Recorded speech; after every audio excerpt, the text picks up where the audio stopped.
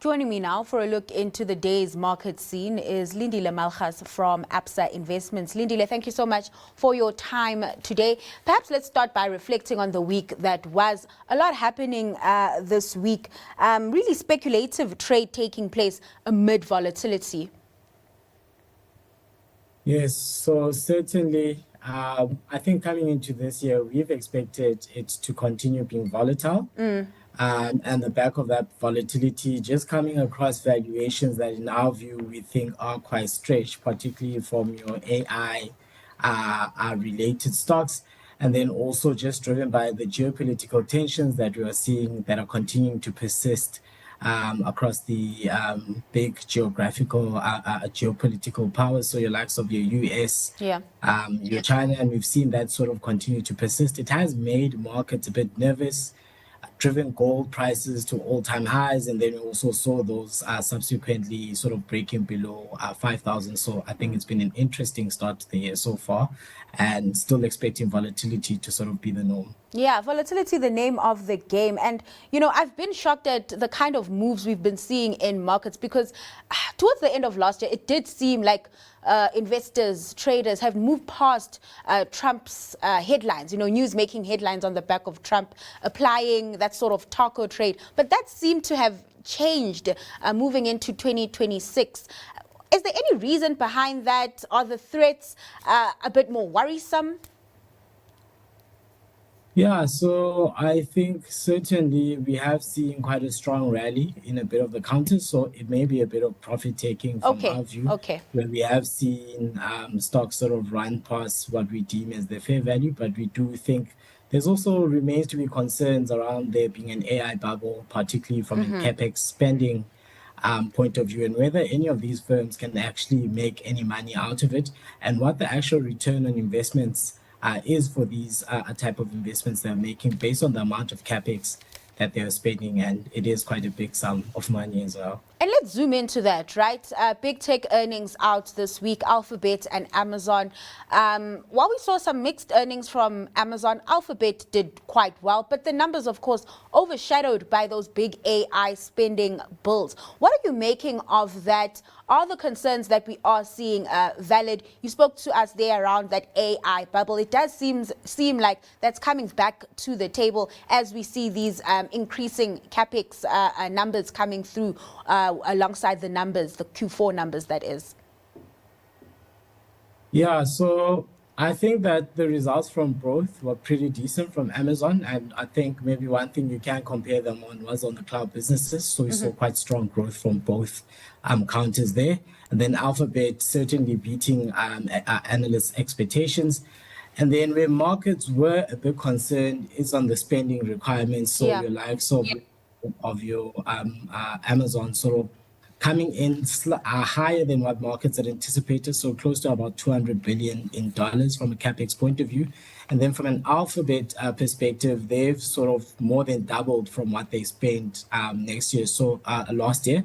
So investors are a bit concerned whether there is actually any return on investments for the significant investments that they are making into the business.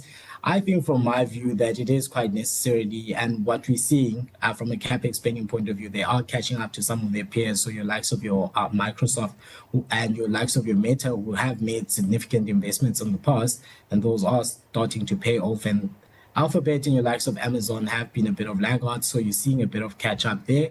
And I think it is important for them to keep up with their peers and to invest into the future growth. But certainly, we are seeing markets being a bit nervous around that. Yeah. Markets also seem to be nervous around Glencore after that deal with, or the proposed deal with Rio Tinto fell through. The last time I checked, that share price was in the red. Take us through your rationale behind that deal falling apart. I was chatting to a few analysts earlier, and they called it a clash of egos. Yeah, so certainly that deal was expected to be a mega merger, so a deal of two giants sort of merging together, expected to provide about 70% plus from a copper perspective. So I think a lot of analysts were viewing it quite positively, and the market was viewing it quite positively, and we've seen this sort of companies trying to pursue and get these copper assets because they will be quite instrumental in the rollout of the in the next rollout of your electrification. Yeah. There will be quite critical minerals, even from a data center point of view. There's increased mobile phone usage, so that also sort of aiding to that, and also just the build out of some of these data centers, driving the pursuit of some of those assets. Whereas you've seen some of the diversified miners, they've remained under pressure, mainly been driven by your coal, your iron ore, your nickel, your diamonds as well. We've seen demand for those sort of taper, and most of that being, around reduced Chinese demand. We've seen this big surge in Chinese demand over the last 2 decades, and now you are starting to see that tapering down and seeing some of these diversified miners trying to diversify away from that and look for where they can pursue growth. And hence you're seeing the struggle for copper assets now. In terms of pursuing growth, a quick one, do you still think consolidation is the name of the game in that particular industry? Yeah, so I think also, particularly with where valuations are, I think we also saw it with BHP as well, when they tried to acquire when they tried to acquire one of the other major diversified miners, just based on purely where the prices are, some of these commodities, particularly your base metals and your likes of your iron ore, they have been depressed for quite some time. And that does make your enterprise values for some of these companies from equity point of view and also earnings continue to be under pressure over those depressed prices. So it does certainly make them acquisition targets. And then you are seeing companies trying to sort of consolidate and trying to diversify their income streams as well. All right, let's get into your stock pick. Where are you seeing value at the moment?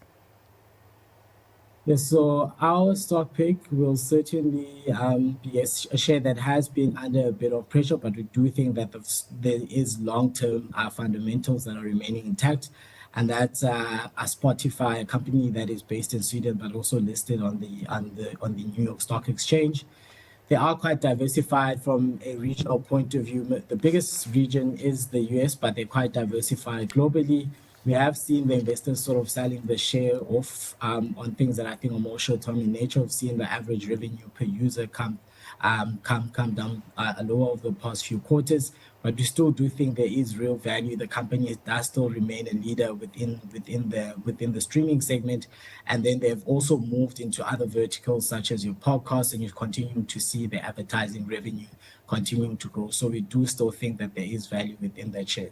All right, let's leave it there. Lindile, thank you so much for your time and taking us through trade. That was Lindile Malgas from Absa Investments.